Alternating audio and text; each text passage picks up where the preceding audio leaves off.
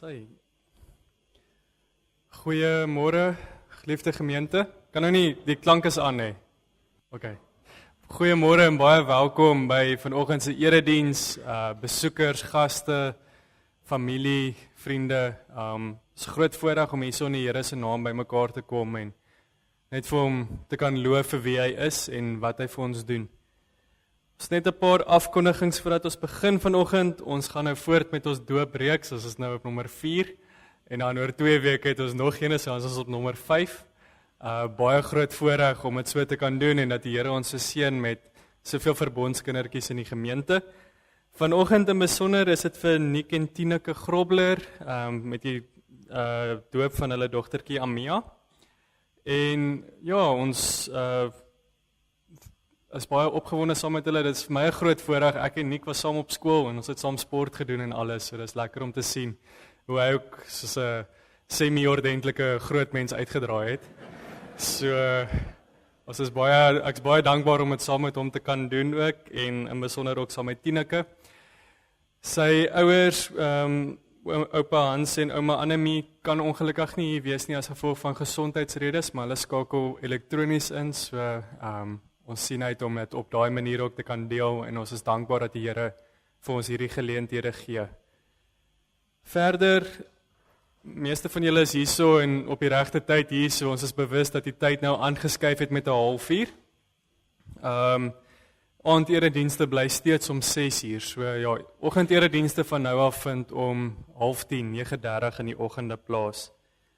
Dan wil ons ook net julle fokus sit op die Hemelvaartdiens wat die 14de Mei plaasvind om 7:00 by Gereformeerde Kerk Bellville, nie Bellville Oos nie, Bellville gemeente. Onder lief en leed dink ons ook aan Robert Voogd. Hy het donderdag 'n knieoperasie ondergaan en ons bid dat die hersteltyd suksesvol sal wees en dat die Here hom ook daarin sal bystaan en dat hy ook minder pyn sal hê. En dan is ons ook baie bly saam met Wouter en Susan Jansen van Rensburg met die geboorte van hulle seentjie Wian. En 'n kleinboet, hy's nou 'n kleinboet vir nie Rian soos hier in die blaadjie staan nie, maar Andrei. So ons is baie opgewonde saam met julle en regtig dankbaar dat die Here ook julle so seën. Dis dan al die afkondigings vir vanoggend.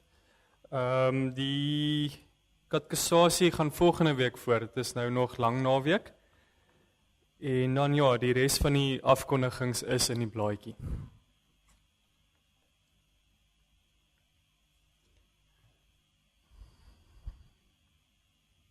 Voordat ons begin, gaan ons saam sing uit Psalm 108 uit. Daarvan gaan ons verse 1 en 3 die kloeteberuiming sing.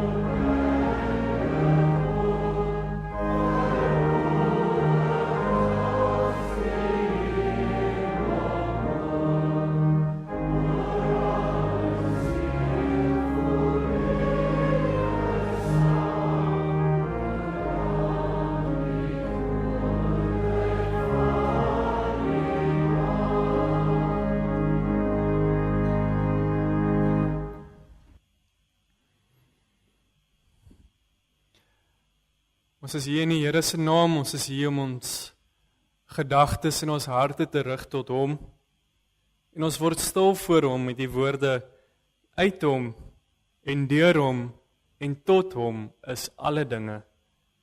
Aan hom behoort die heerlikheid tot in alle ewigheid.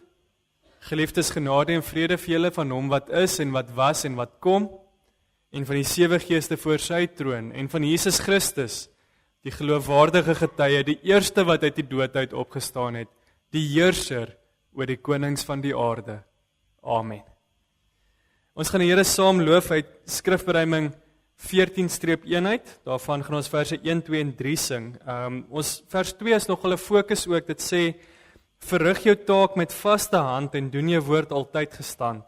Wil daarby rein en matig lewe, en wil die Heer dat jy ly, o Christen, leer geduld daarby. Vandag gaan oor werk, dit gaan oor ons ingesteldheid teenoor werk. So, wanneer ons hierso saam sing, dan dink ons ook na aan hoe die Here wil hê ons met werk in sy koninkryk. Skrifberuiming 14-1, verse 1, 2 en 3.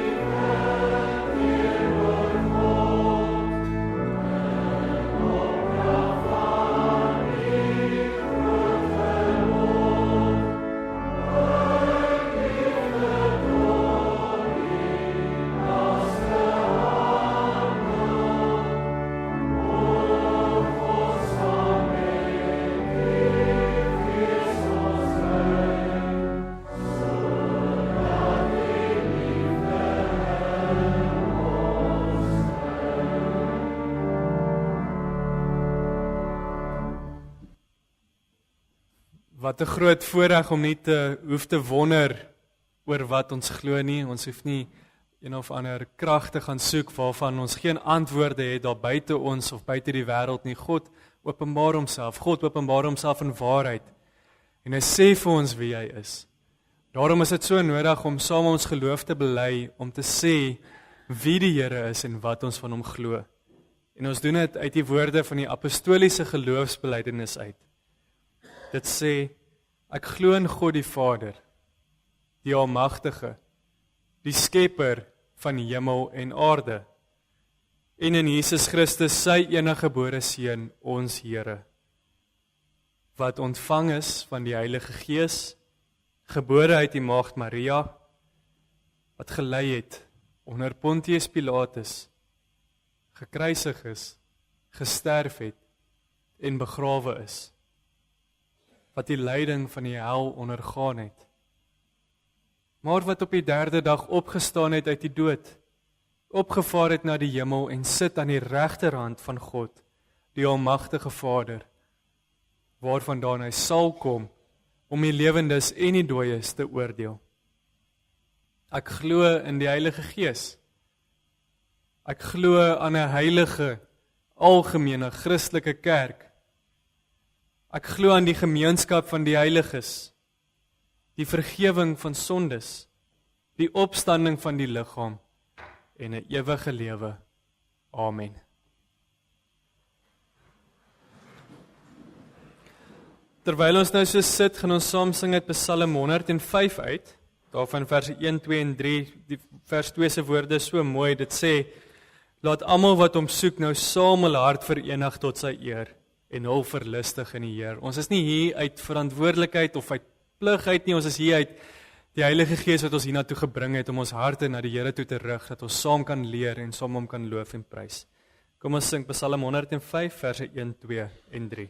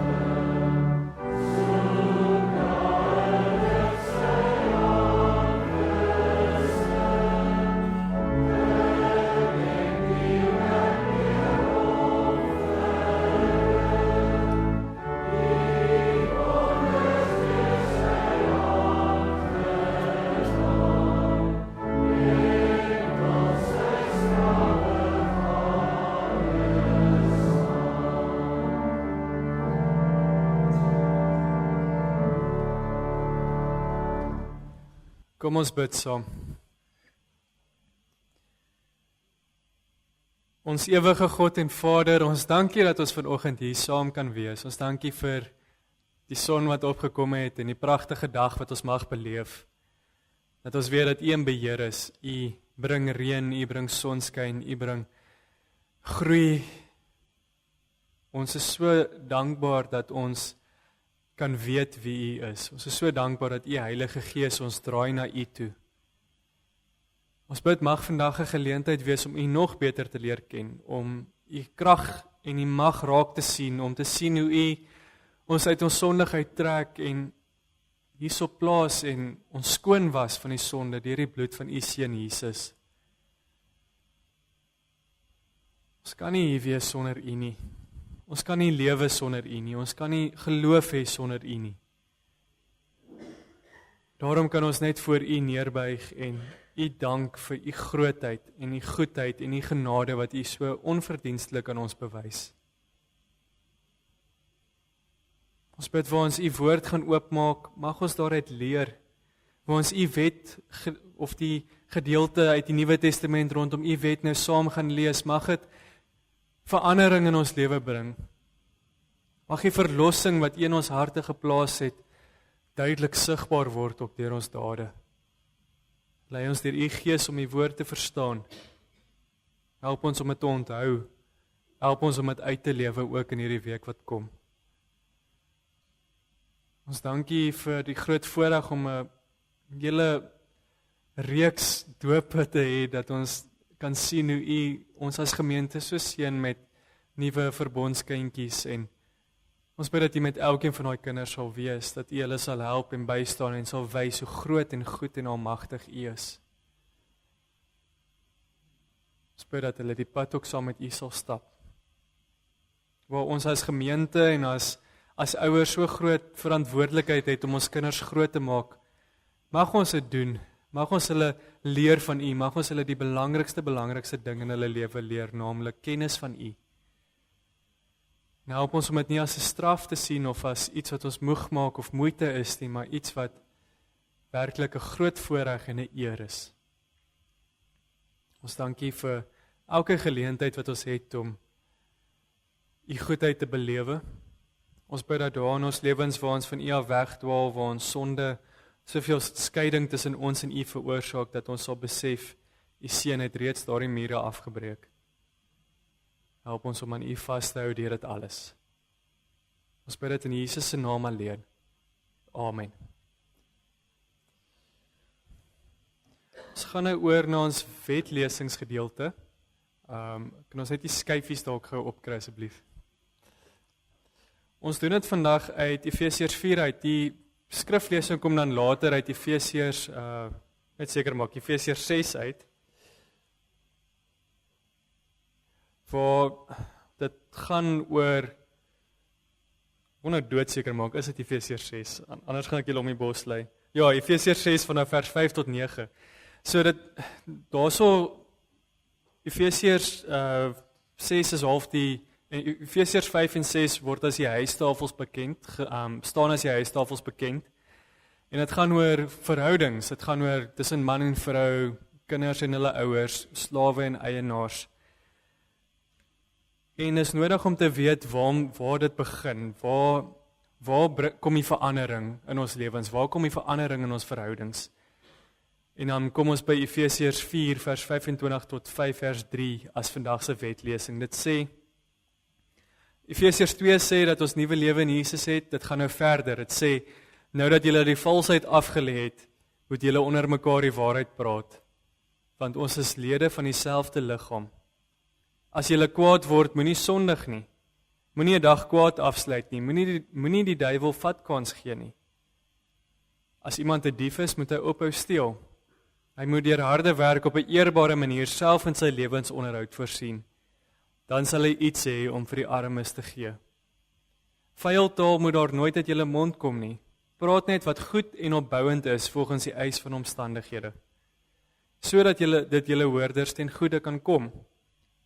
Moenie die Heilige Gees van God bedroef nie, want hy het julle as die eiendom van God beseël met die oog op die verlossingsdag. Ons gaan nie sien hoe die doop bedien word, en daardeur sê ons dat die Here ons tot sy eiendom beseël en vasmaak. En die Heilige Gees wat binne in ons werk, dit wat buite gebeur is 'n teken van dit wat binne gebeur. Moet nooit verbitterd of opvleend wees of woedend word nie. Moenie vloek of skel nie.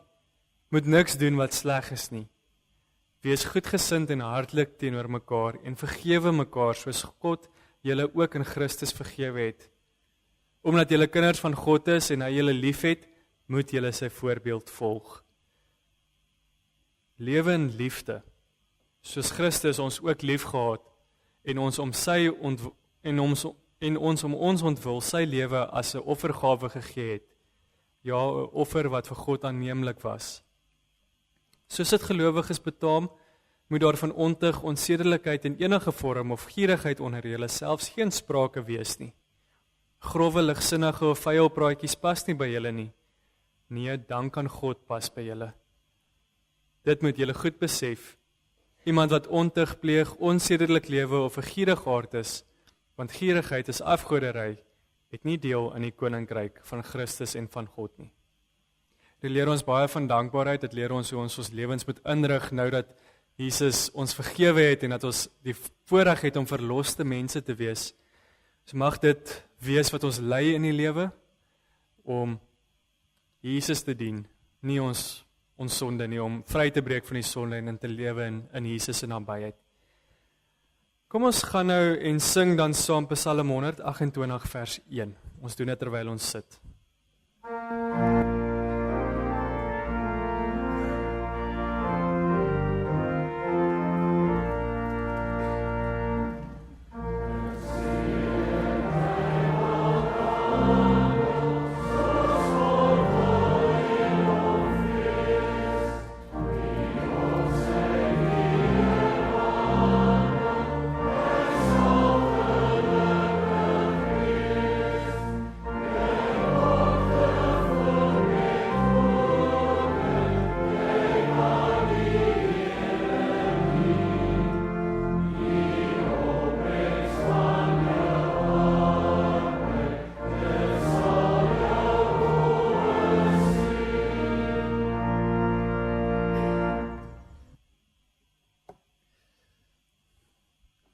Ons gaan nou oor in die doop. Ons gaan nou die doopsformulier saam lees en dan gaan ek vir Nick en Tineke vorentoe roep om 'n paar vrae te beantwoord en dan gaan Amia vorentoe kom vir die doop. So rondom die doop van die Here. Net weer die skyfies opkry asseblief.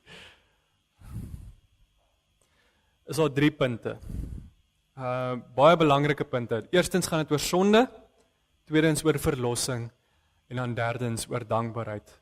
Baie van die as ons kyk na die nagmaalsformulier en ons kyk na die Heidelbergse katekismes en al die maniere waarop ons opgevoed word in die leer van die Here, is hierdie 3 punte nogal sentraal: sonde, verlossing en dankbaarheid. Nou, as ons kyk rondom sonde, sien ons is gebore in sonde. Ons praat van die erfsonde. Adam en Eva het gesondig en dit het 'n impak gehad op almal wat na hulle gekom het. Niemand word sonder of buite die sonde gebore nie. Ons erf die sonde van Adam en Eva af. En selfs al is ons klein, al is ons 'n kindjie, het ons nog steeds deel aan hierdie sondige natuur. En God moet dit straf. God is regverdig. God kan nie iets net los en sê dis reg en dit toevryf nie. Hy is regverdig en hy is heilig. As God die sonde toegelaat het, was hy nie God nie. En hierdie sonde maak dat ons dan ver weg van die Here af is. En dan die enigste manier om dan weer in God se koninkryk te kom is as ons 'n nuwe mens word. As ons weer gebore word. As ons verander word deur die Here. Die enigste manier om in die koninkryk van die Here te kom is dan wedergeboorte. Nou leer ons iets van wedergeboorte deur die doop van die Here.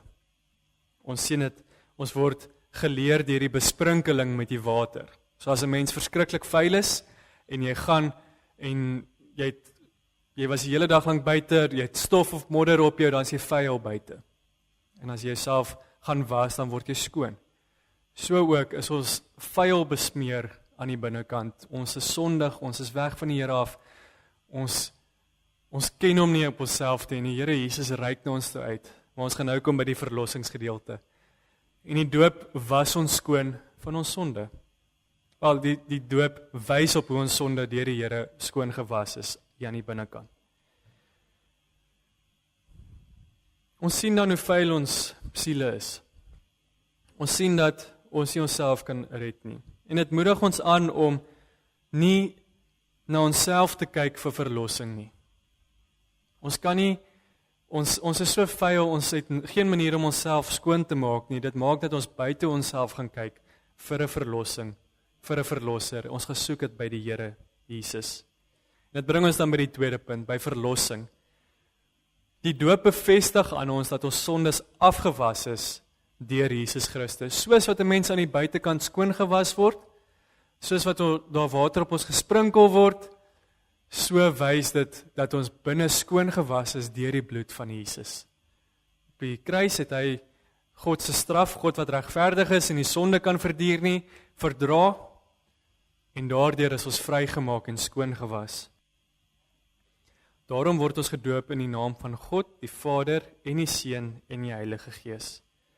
Nou as ons sê ons word in die naam van die Vader gedoop, getuig ons dat hy 'n genadeverbond met ons oprig. Hy reik na ons toe uit, hy gryp ons vas, hy sê ek gaan julle nie los nie, ek het julle lief, ek het julle so lief dat ek julle straf vir sonde op my eie seun geplaas het. En hy neem ons aan as sy kinders. Ons lees gereeld verby hierdie hele ding van aanneming, maar ons is verlore, ons het nie 'n Vader in die hemel nie, en die Here neem ons aan. In ons sonde is ons verlore, in ons sonde wil ons nie 'n Vader in die hemel hê nie, maar die Here verander ons deur Jesus, en hy neem ons aan, en hy sê ons is nou sy kinders.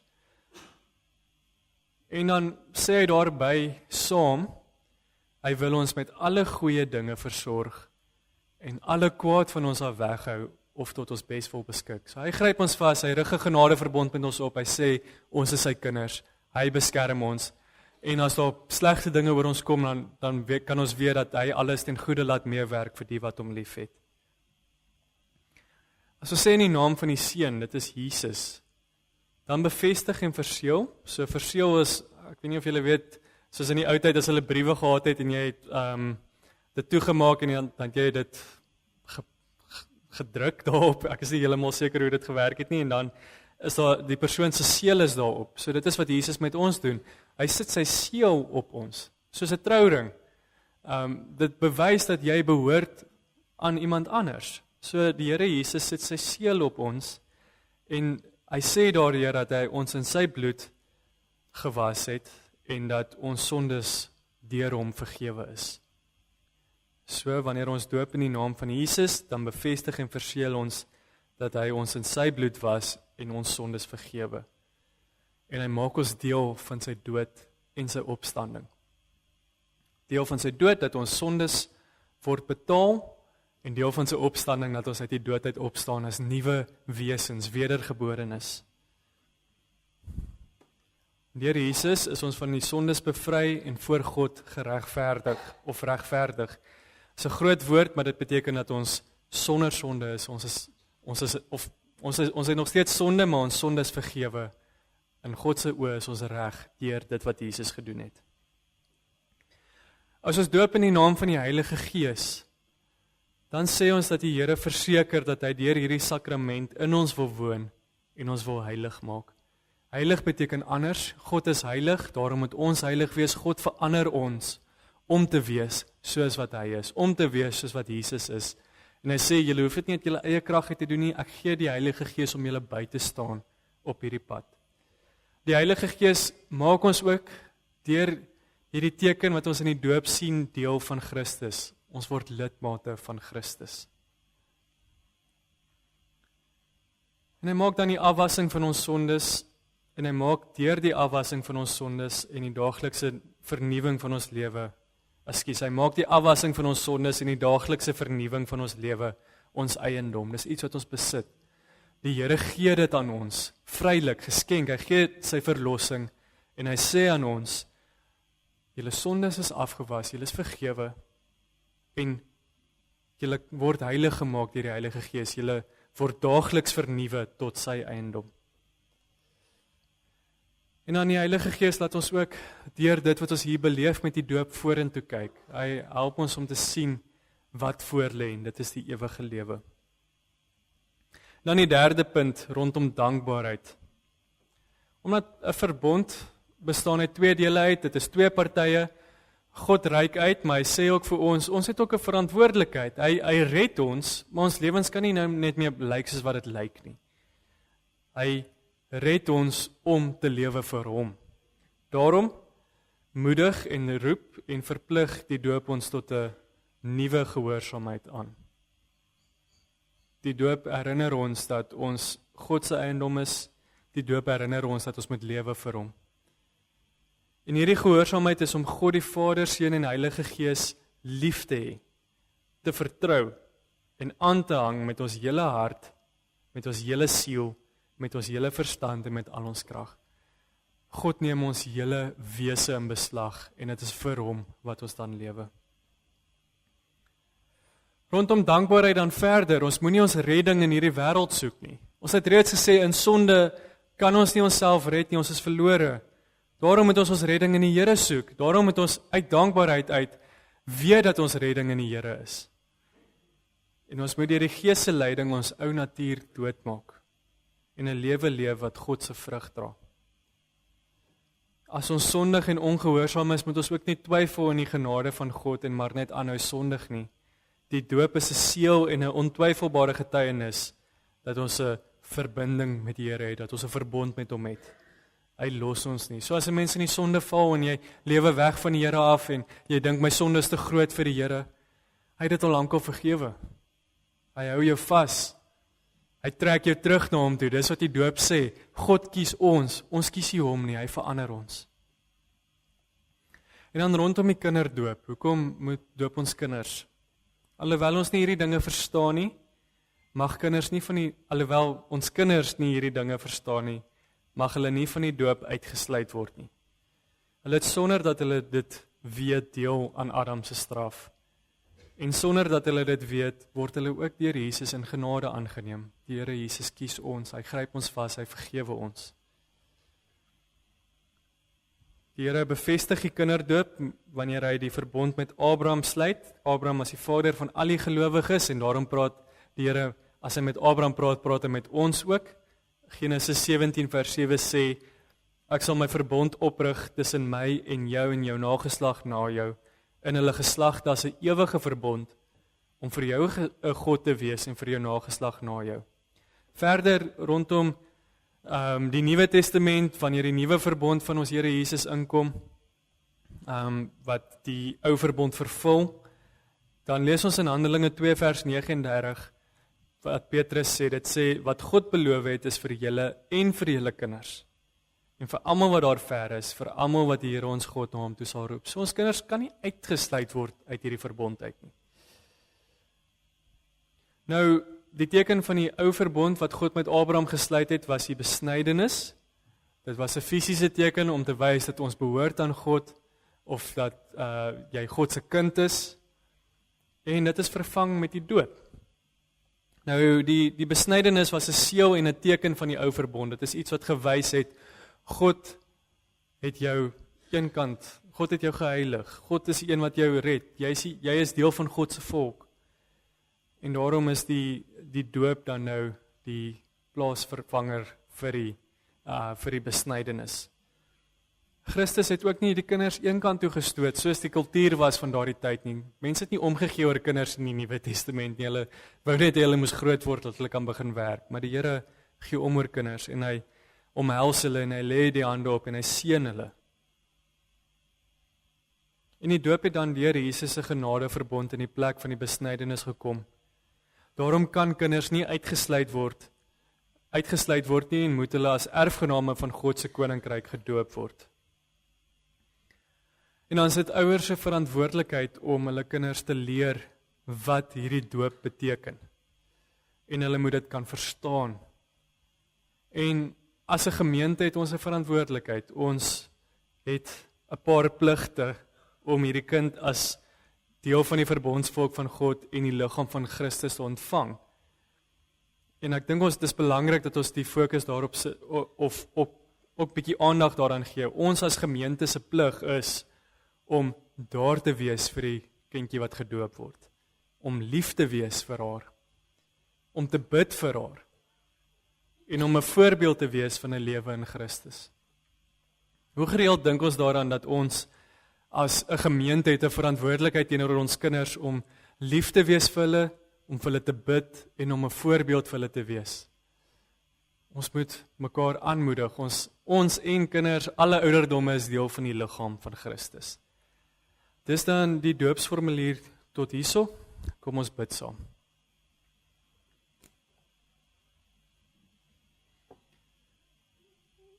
Ons ewige God, ons dankie dat U hierdie doop vir ons gee, omdat U weet dat ons ook op 'n visuele manier die evangelie moet raak sien. Ons dankie dat ons weet dat U deur U seun ons skoon was, deur U Seun se bloed ons skoon was van ons sonde en dat die doop betekenis daarvan. Dankie dat U hierdie beloftes in ons harte vasmaak en dat ons soos wat ons groot word kan vashou aan die beloftes wat ons ontvang het toe ons as kinders gedoop is. Ons dankie dat ons dan kan lewe in U nabyheid, ons dankie dat ons kan vashou aan U. Ons bid vir ons nou ook die doop gaan bedien, dat dit ons die ware betekenis daarvan kan raak sien. Dat ons kan raak sien hoe U ons reinig van al ons vuilheid, hoe U ons skoon was en bemoedig en versterk in U teenwoordigheid en aan ons geloof gee. Mag dit ook so van toepassing wees in Amia se lewe. Ons bid dit in U groot en heilige naam alleen. Amen. Nick en Tineke, kan julle vorentoe kom asseblief?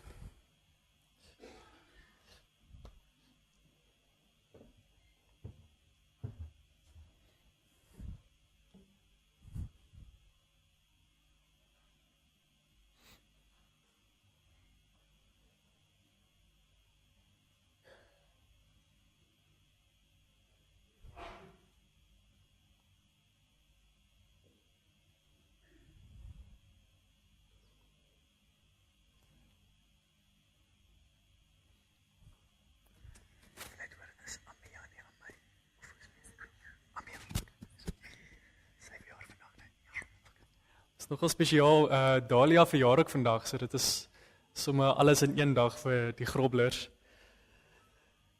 Goed, julle geliefdes in die Here Jesus, julle het gehoor dat die doop 'n instelling van God is, om aan ons en ons kinders sy verbond te verseël.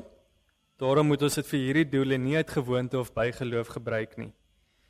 Dat dit gewys kan word dat dit julle gesindheid is, moet julle van julle kant af opreg op hierdie vraag antwoord. Eerstens, hoewel ons kinders in sonde ontvang en gebore en daarom aan alle ellende en aan die verdoemenis self onderworpe is, bely julle dat hulle in Christus geheilig is en daarom as lidmate van sy gemeente behoort gedoop te word. Tweedens, bely julle die leer van die Ou en Nuwe Testament, wat in die artikels van die Christelike geloof saamgevat is en in die Christelike kerk hier geleer word. Bely julle dat dit die ware en die volkome leer van die saligheid is. En derdens, beloof julle en neem julle voor om vir Amia, van wie julle die vader en moeder is, wanneer sy dit kan verstaan in die genoemde, in die leer van die Here, in die Ou en die Nuwe Testament en alles wat ons daardeur leer, te onderrig en te laat onderrig. Wat is hierop julle antwoord? Ek bly. Okay, Amia kan vorentoe kom. Dink julle met hierdie kant staan.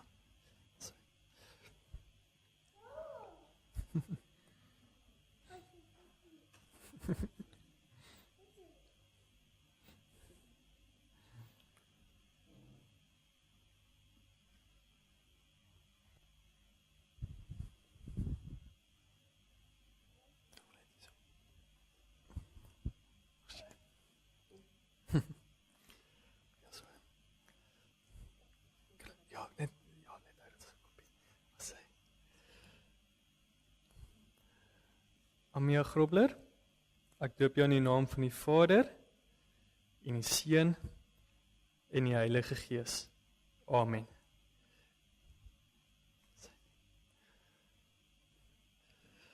Kom ons bid saam. Ons ewige, almagtige, barmhartige God en Vader, ons is so dankbaar teenoor U dat U aan ons en ons kinders deur die bloed van U geliefde Seun se sondes vergewe. Ons dank U dat ons tot lidmate van U eniggebore Seun ingelyf kan word. Ons dank U dat ons kan weet dat U ons vasgryp en liefhet. Ons bid dat U met Amia sal wees en dat sy altyd blymoedig haar kruis sal optel en sal loop en deur die lewe gaan soos wat U dit wil hê. Ons bid dat U haar sal bystaan in die vreugdes en in die hartseer, in die uitdagings en in die pyn. Ons bid dat sy haar vreugde en vrede in U sal vind tot in ewigheid. Ons dank U dat U nie ons kinders en ons uitsluit uit U genadeverbondheid nie, maar dat U ons vasgryp en liefhet en dit vir ons, hierdie doop vir ons as 'n teken en 'n seël gee. Mag dit iets wees waaraan elkeen van ons vashou. Mag die Heilige Gees ons elke dag help om meer en meer dit te verstaan. Ons bid dit in die naam van ons Here en ons Saligmaker Jesus Christus alleen. Amen. Ek wil vra dat ons Psalm 105 verse 4 en 5 saam sal sing.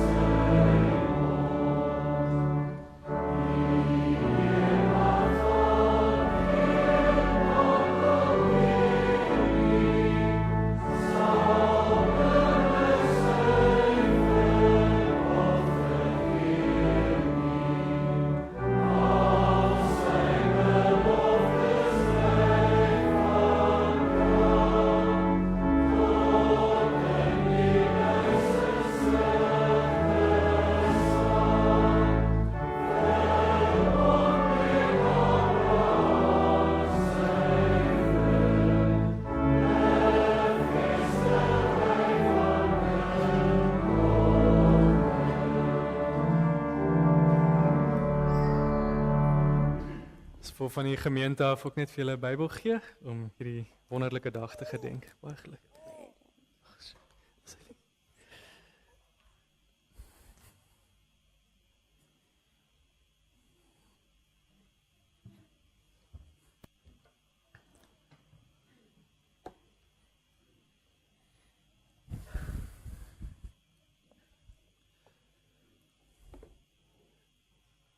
Ons skriflesing vanoggend kom uit Efesiërs 6 vanaf vers 5 tot 9. Ons lees daar, die fokus dan ook is vers 7. So Efesiërs 6 vers 5 tot 9. Eienaars en slawe. Slawe, wees gehoorsaam aan julle eienaars hier op aarde en doen dit met eerbied en ontzag, maar terselfdertyd met 'n opregte hart, asof dit vir Christus is. Moenie net werk om deur julle eienaars raak gesien te word en so in mense se guns te kom nie. Werk soos slawe van Christus, wat van harte die wil van God doen. Al is julle slawe, doen julle werk met lus, soos vir die Here en nie vir mense nie. Julle weet tog dat die Here elkeen sal beloon as hy iets goeds gedoen het, of hy nou slaaf is of vry. En eienaars, behandel julle slawe met dieselfde gesindheid. Hou op om hulle te dreig. Dink daaraan dat die Here in die hemel hulle Here en ook julle Here is. En hy trek niemand voor nie. Ons lees vers 7 dan. Al is julle slawe, doen julle werk met lus, soos vir die Here en nie vir mense nie.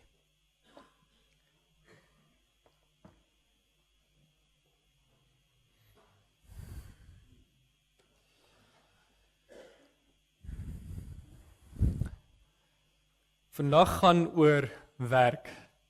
Dit gaan oor die effekte wat dit op ons het en die ingesteldheid waarmee ons dit aanpak. Meeste van ons kan saamstem dat werk 'n uitdagende ding is. Seker een van die dinge waaroor ons ook die meeste praat. Dis die ding waaraan ons die meeste van ons tyd en energie spandeer. 'n Mens kan 'n goeie werk hê, ons kan 'n vervullende werk hê, maar ons kan erken dat selfs die beste werke daar buite soms soos moeite voel en 'n afbreekende impak op ons liggaam het en ons gemoedere. Werk lei ook ongelukkig tot verskeie probleme. In ons moderne samelewing voel dit asof ons daaglikse stresvlakke hoër as ooit van tevore is.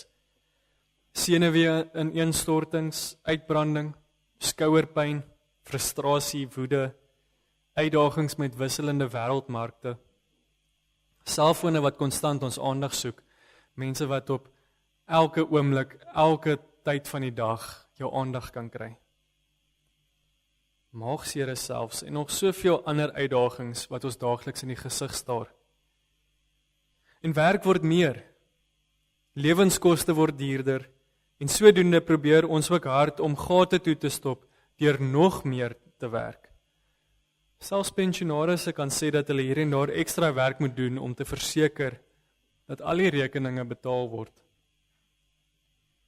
Kinders, hoe moeilik is dit nie vir julle om ook die heeltyd te moet werk nie? Daar word baie van julle verwag. Toetse en eksamens, opdragte,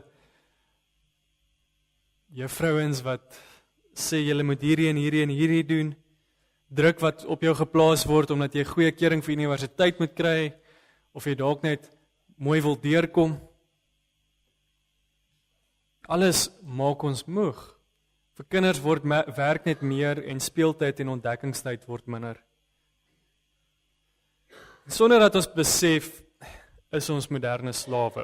Ons moet vandag ons alles gee, ons moet vasgenaal wees aan 'n mens se rekenaar om seker te maak jy mis nie iets nie.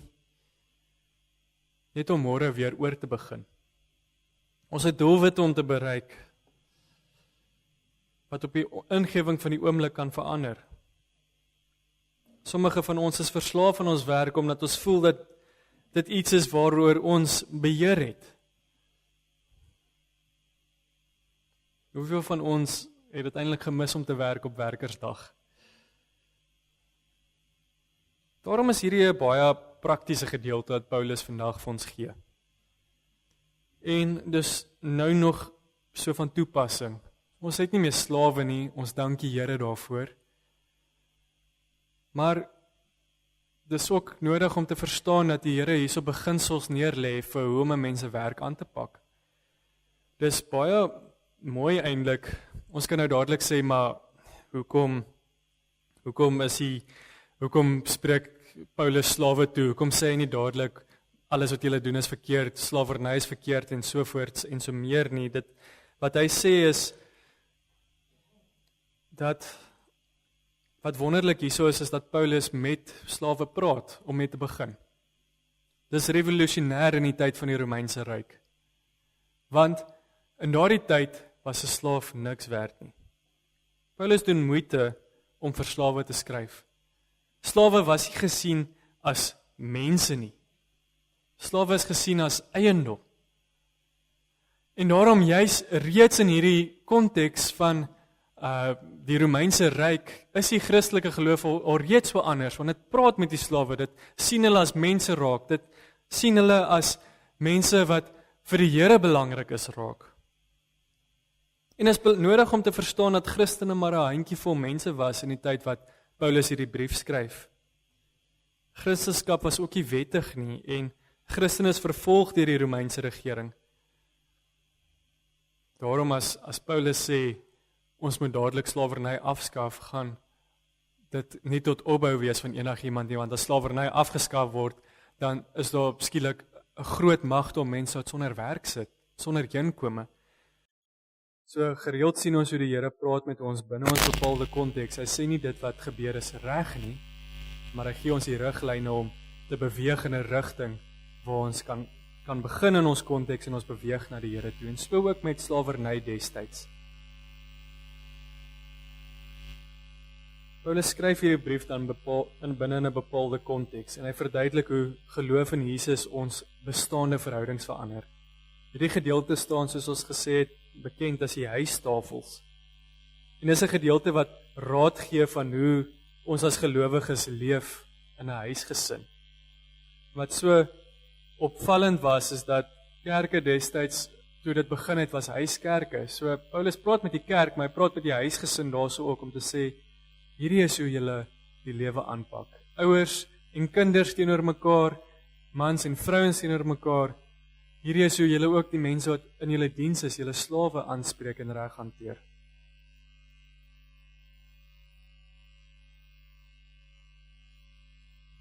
Maar as ons 'n bietjie verder moet uitbrei oor slawerny, het dit die Romeinse idee het ook bietjie verskil van die idee van slawerny wat ons het. Die Romeine het hulle slawe gesien as goeie beleggings, hulle het dieselfde vir hulle gesorg as 'n bees of 'n skaap. Jy wil nie hê dat dit iets moet oorkom nie, dit is hoe mense behandel is destyds. En wat baie opvallend verder is daar omtrent 60 miljoen slawe in die Romeinse Ryk was. Hulle was die werksmag. Hulle het nie net bestaan uit huishulpe of plaaswerkers nie, maar hulle was ook opgevoede dokters, onderwysers, administrateurs. Slawe kon studeer en meer leer, en dan het hulle teruggekom om die Romeine se kinders op te voed.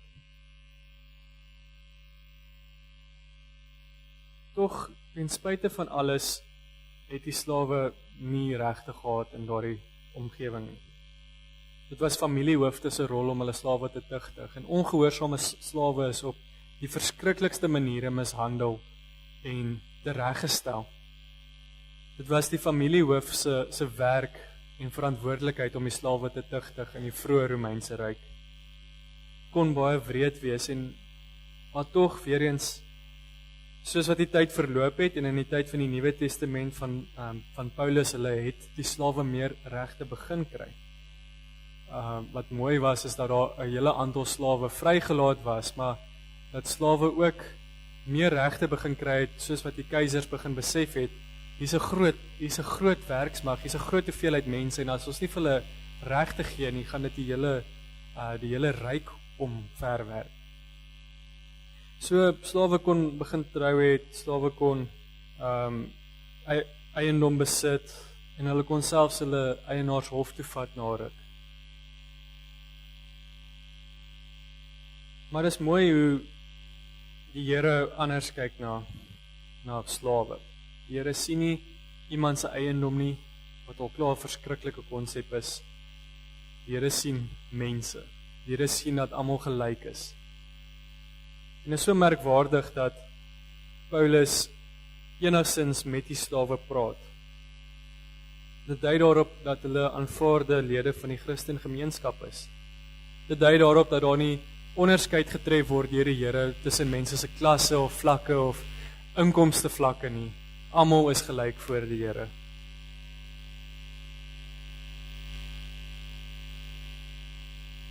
En hierdie manier waarop Paulus dan praat met slawe was nuut en revolusionêr. Hy kom met nuwe inligting. Dit is vars, dit is anders as wat dit sou gewees het vir die Romeine. Want selfs groot digters in die Romeinse tyd en die filosowe, selfs mense soos Plato, het nie geglo dat 'n slaaf as 'n mens gesien moet word. En hier kom Paulus en hy spreek hulle aan en sê, julle situasie is verskriklik. Dit wat met julle gebeur het is verskriklik. Baie slawe was krygsgevangenes wat van ander lande af weggevoer is na die Romeinse Ryk toe om daar te gaan werk. So dit kon mense gewees het wat op 'n tyd vry was.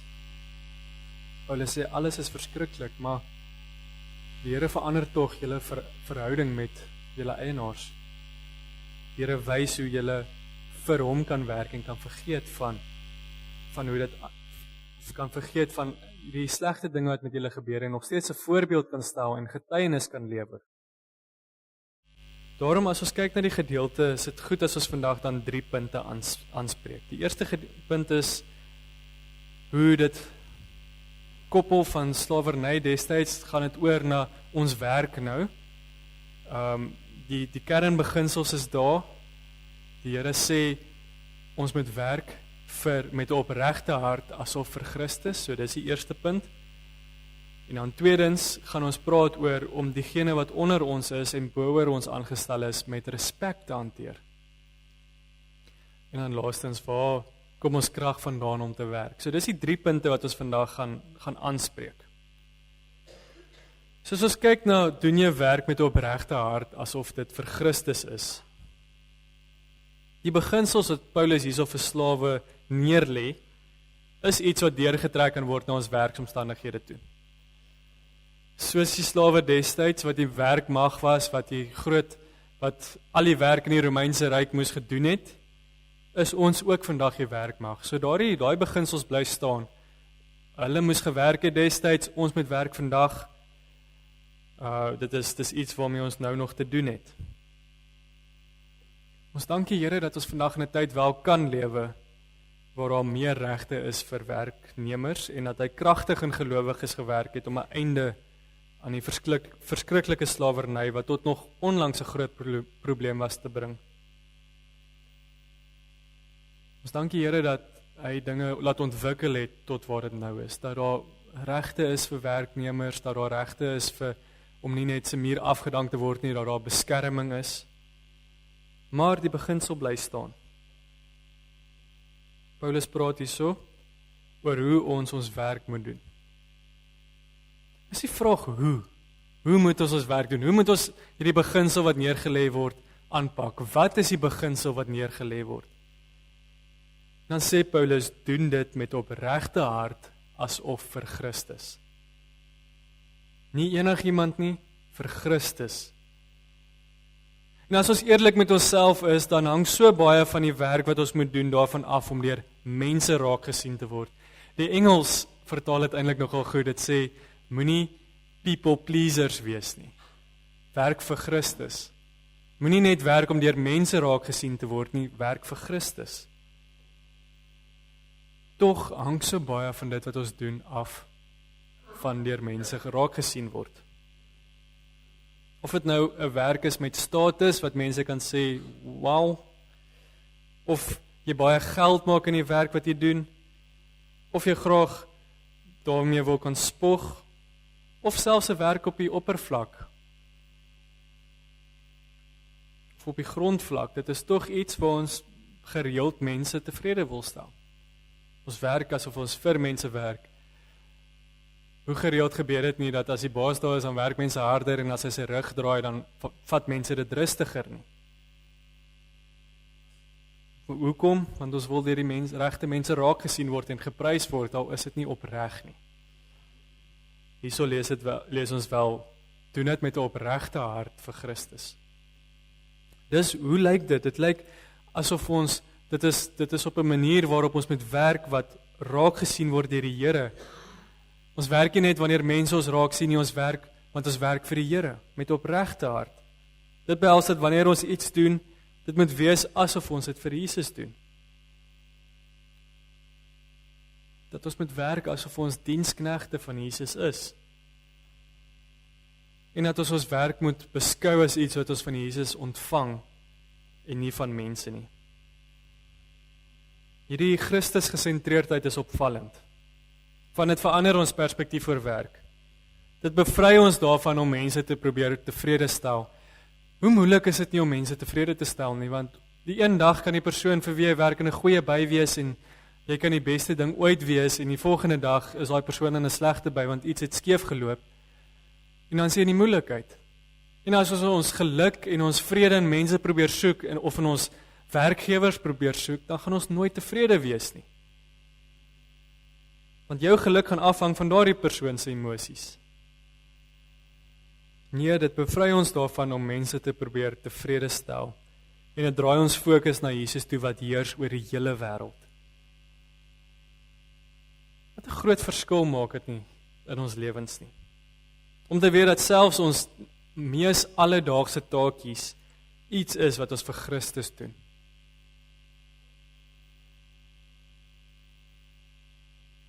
Dit is belangrik dat ons Jesus in die alledaagse take en die werke van die lewe ook moet raak sien. As 'n mens 'n student is, probeer 'n mens gereeld net leer vir 'n toets. Jy leer net die werk vir die toets wat daar is die volgende dag om te skryf. Maar as ons deurlopend probeer leer, want ons wil 'n beter werker wees, maar ons werk nie vir die werkgewer nie, ons werk vir Jesus, dan kan ons meer geleentheid in ons lewe aanpak om meer te leer van dit waarmee ons besig is. Dis ook soos om Bybel te lees. Ons lees nie net Bybel om 'n versie te kry om ons goed te laat voel oor die dag nie. As ons die Bybel aanpak in sy konteks en in sy waarheid, dan word dit meer van toepassing op ons hele lewe. En Jesus sê hierso, werk met opregte hart vir hom, selfs in die alledaagse take. En dis 'n belangrike punt hierdie. Ons is so geneig om te dink dat net sommige mense 'n roeping van die Here af ontvang het. Net sommige mense eintlik half werk vir hom. Hoe gereeld sê ons nie, predikante het 'n roeping, of mediese personeel, dokters en verpleegsters het 'n roeping, of maatskaplike werkers en onderwysers het 'n roeping. Maar dan kom ons by ons alledaagse of dalk anderste tipe werk wat met syfers en nommers en rekenaar georiënteerd is uit, en dan sê ons nie, maar dis nie ons roeping nie. Sê ons dan dat die Here nie die wêreld geskep het nie? Sê ons dan nie dat die Here nie die gemeenskappe waarin ons is geskep het en vir elkeen 'n spesifieke rol gegee het nie? In die middeleeue het die Rooms-Katolieke Kerk ook geglo dat die mense wat vir die kerk gewerk het 'n waardige roeping ontvang en die res van die mense is die gepepel. Dis 'n hartseer verskynsel. Want roeping is hoe ons as gelowiges in die alledaagse lewe ingaan, in die sekulêre wêreld. Ons ontvang 'n roeping om te gaan werk. Die Here sê bewoon en bewerk die aarde. Hou die gemeenskap aan die gang, wees betrokke.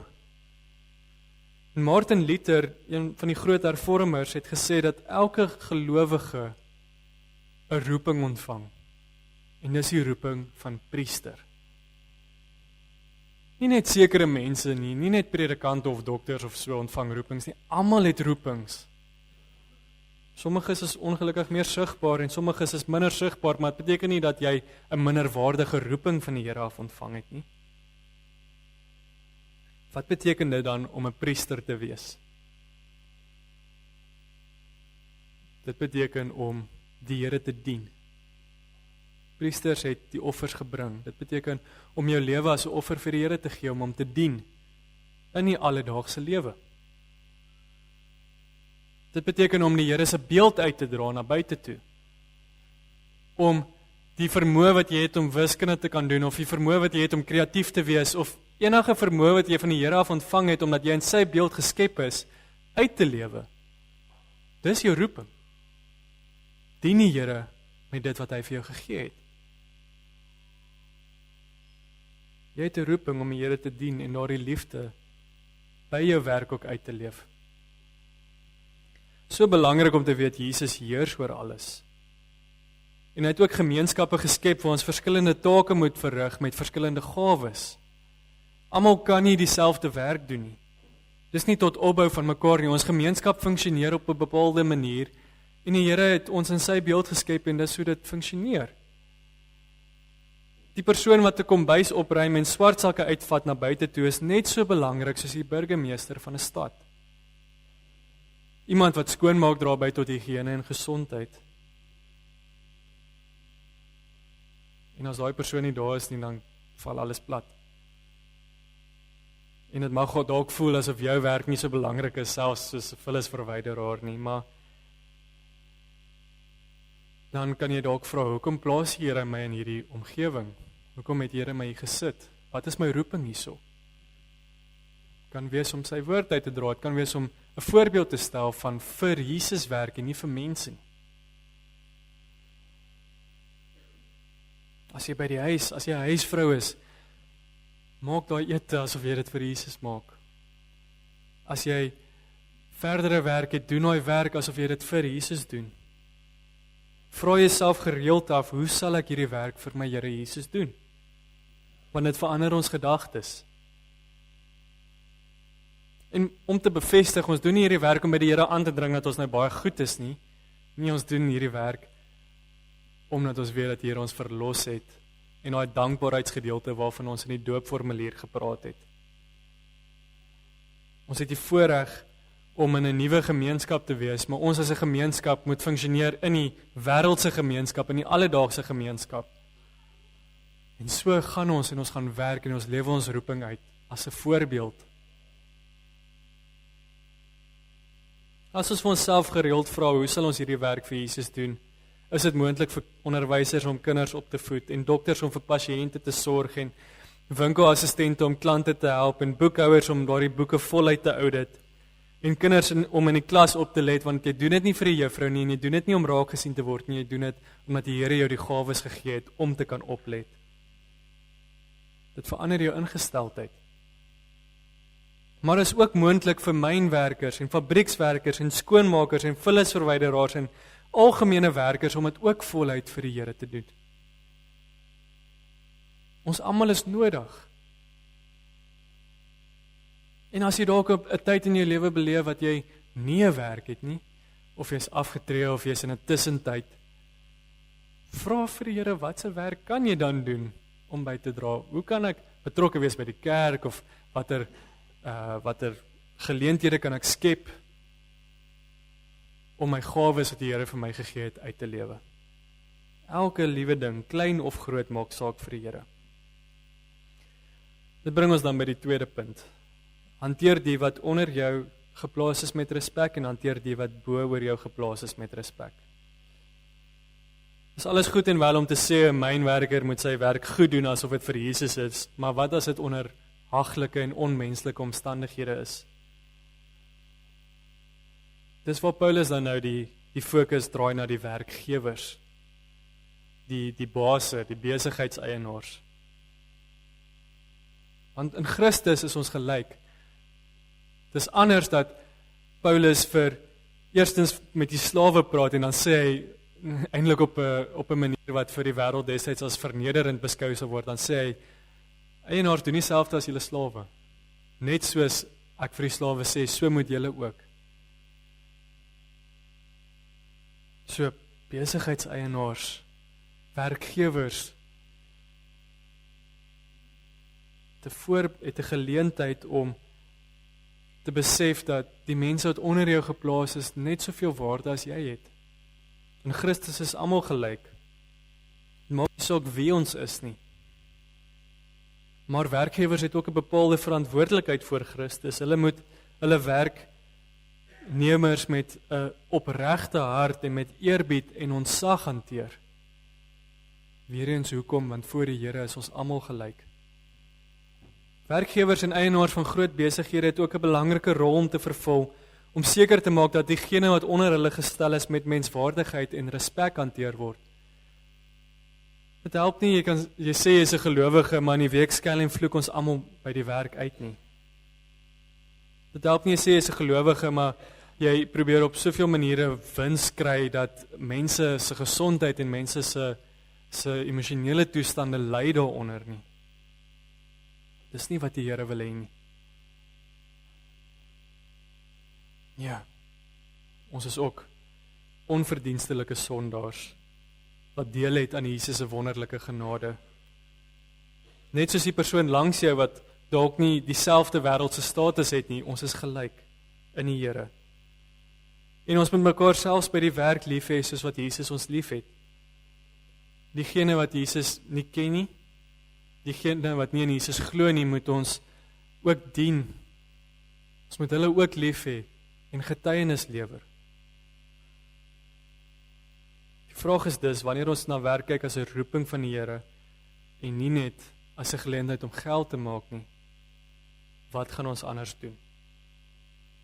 Hoe volg ek die Here Jesus heen? Hoe dien ek hom?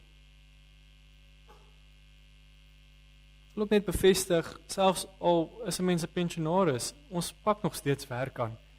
Ek weet baie mense sê dat as hulle afgetree het hulle meer werk as van tevore, want mense is baie betrokke by die huis of jy het baie geleenthede, maar dis ook 'n geleentheid om dit nie aan te pak as iets wat 'n straf is nie, maar iets wat jy doen vir die Here. Selfs al is jou grootste doelwit die dag om 'n koppie tee te maak, weet dat jy dit vir die Here doen en dat dit belangrik is vir hom. Maar dit bring ons nou weer by die vraag, hoe dien ek Jesus? Hoe volg ek sy voorbeeld? En dan bring ons dan by die derde punt, dis om ons krag te ontvang om werk te doen uit Jesus se voorbeeld uit. Hoe ontvang ons krag om ons werk te doen? Ons kyk na Jesus se voorbeeld. Waar ontvang ek die krag om my werk met roepingsbewustheid en vreugde te doen? Waar kry ek my inspirasie? Kyk ek na die besigheidsmanne vandag wat groot sukses bereik het, maar nog steeds so hartseer is? Nee, ek kyk na Jesus. Want Jesus het sy heerlikheid, hy het sy goddelike status, sy plek in die hemel, sy plek waarvanaf hy regeer, as die rykste persoon, as die rykste wese ooit, want hy's God, nie gesien is as iets waarna hy gaan vaskleef nie. Hy het gesien ons as mense om sukkel, hy het gesien ons is verslaaf, ons maak lelik met mekaar, ons is in die sonde vasgevang. Hy het geweet ons het iemand nodig om ons te kom help. En Jesus het die vorm van 'n slaaf aangeneem. Hy het 'n mens geword. Hy het hier op aarde vir ons kom werk. Hoe het hy vir ons gewerk? Wel, daar is soveel voorbeelde van waar hy mense gedien het, voete gewas het. Maar hy het sy liggaam, sy hele wese en alles opgeoffer, sodat ons opgebou kan word. Hoe ontvang ek die krag om 'n moeilike baas of 'n veel eisende kliënt te hanteer? Ek kyk na Christus. Ek kyk nou hoe hy gekom het om te dien, terwyl ons nog so lelik en vyandig teenoor hom opgetree het. Hoe hy vir ons gesterf het, terwyl ons nog sy vyande was. En hoe is ons lewens nie deur hierdie optrede van Jesus verander nie. Daarom help dit nie, of daarom kan ons nie sê dis 'n hopelose situasie waar ons is nie. Ons kan nog steeds Jesus 'n voorbeeld uitlewe teenoor 'n persoon, of 'n baas, of 'n kliënt wat so nodig het om dit te sien. Het is ook nodig om te verstaan dat ons nie mishandeling en korrupsie en werklike onregverdigheid in die werkplek ooit kan goedpraat nie. Ons kan nie ewig gebuk gaan onder 'n baas wat absoluut mense mishandel nie. Daar as gelowiges het ons ook die plig om ons roeping teenoor die Here uit te lewe, om te sê, ek werk vir die Here en ek kan nie toelaat dat, of die Here help my om te verstaan dat ons nie hierdie kan aanhou doen soos wat ons dit doen nie. Het is nodig om in daai omstandighede, wanneer 'n mens iemand aanspreek oor hulle optrede, nog steeds deur Jesus se voorbeeld op te doen. Die evangelie verander ons houding teenoor werk en ons verhoudings. Werk vir Jesus en nie vir mense nie. En dan moet ons, omdat ons vandag die voorreg gehad het om 'n doop te aanskou, dit ook aan die gedeelte verbind. Want dit is ouers se werk om hulle kinders groot te maak vir die Here. Dis nie iets wat hulle maar net moet doen, of geen keuse het oor nie. Kinders is 'n geskenk van God af. En ons werk daarin om ons kinders groot te maak. Nie vir onsself nie, nie om goeie kinders in die huis te hê wat ons kan help met alles nie, maar vir Jesus. Dis 'n roeping wat ons van hom af ontvang om ons kinders groot te maak.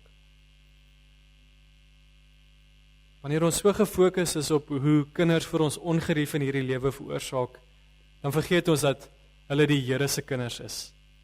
En dat ons die groot opdrag van hulle af ontvang, om vir hulle te leer wat dit beteken om in 'n persoonlike verhouding met die Here te lewe. Dis werk. Dis iets wat jy moet insit. Jou kind gaan nie net van die Here leer deur geen leiding van jou af nie. In die katekismes lees ons dat, of in die vraag wat gevra word, sê dit, sodra hulle kan verstaan, gaan hulle leer hiervan, gaan hulle die werk doen. En die ouers, as doopouers sê ons ja, as gemeente sê ons ja, ons sien, hulle sê ja. Maar ons doen dit vir Jesus, nie vir onsself nie. Daarom, veral vandag vir Nick en Tineke, mag die Heilige Gees julle daaraan lei om vir Dalia en Amia groot te maak vir Jesus, om die werk te doen vir hom. Dis nog 'n paar punte. Sê. Mag julle ook aan hulle die dag wat hulle kan verstaan wat werk is, aanmoedig om dit vir Jesus te doen. As ons kinders groot word en moet skool toe gaan, of universiteit, of moet begin na skool by 'n werk, moedig hulle aan. Dis vir Jesus. Dis nie vir hulle self nie. Jy ontvang gawes, gebruik dit vir die Here. Gebruik dit omdat jy 'n roeping het om as 'n priester te dien in die wêreld. Ons moet ons kinders leer om Jesus se voorbeeld van diensbaarheid na te volg. In hulle gesin, by die skool en ook by die werk. Daar is 'n gedeelte in die doopsformulier by die gebed wat sê dat terwyl ons kinders die Here daagliks navolg, dat hulle kruis blymoedig sal dra en hom aanhang met opregte geloof, vaste hoop en vurige liefde. Dis nogal moeite soms om as 'n gelowige die Here se kruis blymoedig te dra. Dis moeilik om in 'n wêreld te werk wat voel asof dit die Here vergeet het. Tog is dit nodig om te werk met vreugde, blymoedigheid en die Here aan te hang met opregte geloof en 'n vaste hoop en 'n vurige liefde.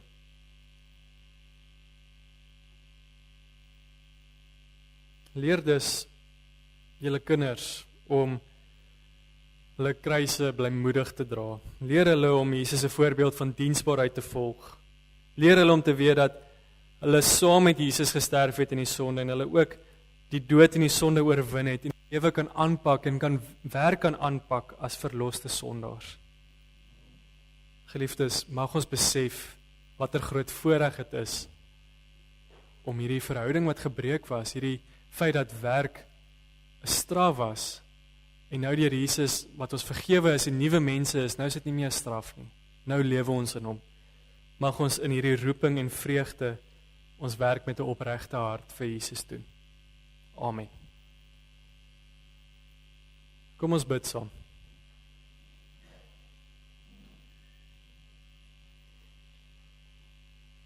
Ons Vader, dankie dat ons vandag kan weet dat dit wat ons lewens, so baie van ons lewe in beslag neem, naamlik werk, nie iets is wat ons vir onsself doen nie, maar met opregte hart vir U. Ons dankie vir U teenwoordigheid, ons dankie dat U vir ons help om perspektief te hê in die lewe. Ons bid dat ons nie sal ontmoedig word deur hierdie wêreld nie, maar daar waar ons geleentheid het om te werk, dat ons sal weet dat dit iets is wat ons van U af ontvang en dat ons 'n verskil kan maak in daardie omgewing. Mag ons roepingsbewus wees in die werkplek, mag ons priesters wees, mag ons dien soos wat U dit wil hê. Mag ons ook daar waar ons deur U geseën is om groot besighede te hê, of besighede te hê waar mense onder ons aangestel is, vir hulle ook 'n voorbeeld wees van diensbaarheid, soos wat U, Here Jesus, vir ons gestel het.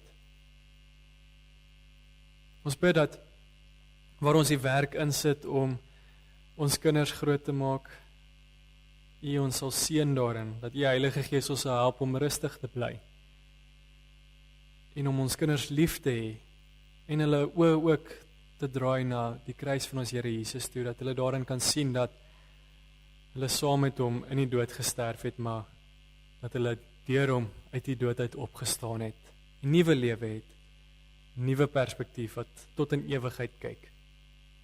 Ons dankie vir alles wat U vir ons doen en ons dankie vir U teenwoordigheid. En ons bid dit in Jesus se naam alleen. Amen. Liefdes, die offergawes word by die deur opgeneem of dit kan deur Zapper ook opgeneem word met die kode.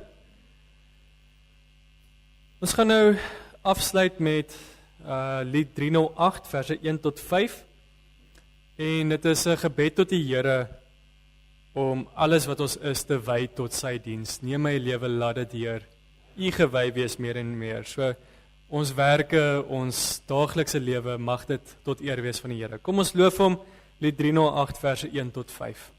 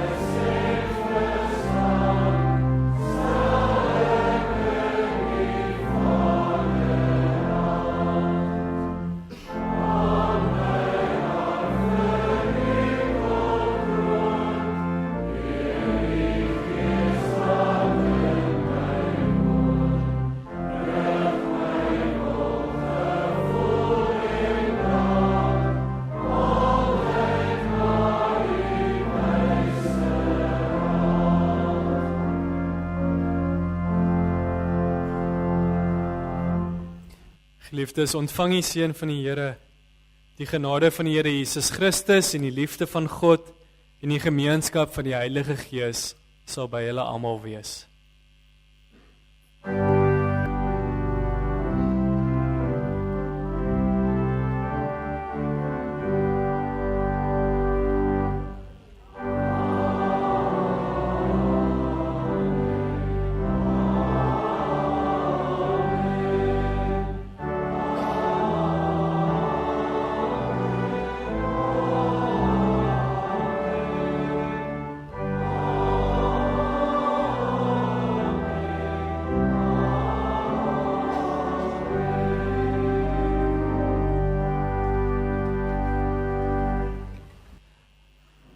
Ek wil net sê, as jy enigiemand is wat belangstel om by ons gemeente aan te sluit, of besoekers of soos wat meer wil weet, daar is 'n welkomboom daar buite, so daar sal iemand wees om julle daar te verwelkom.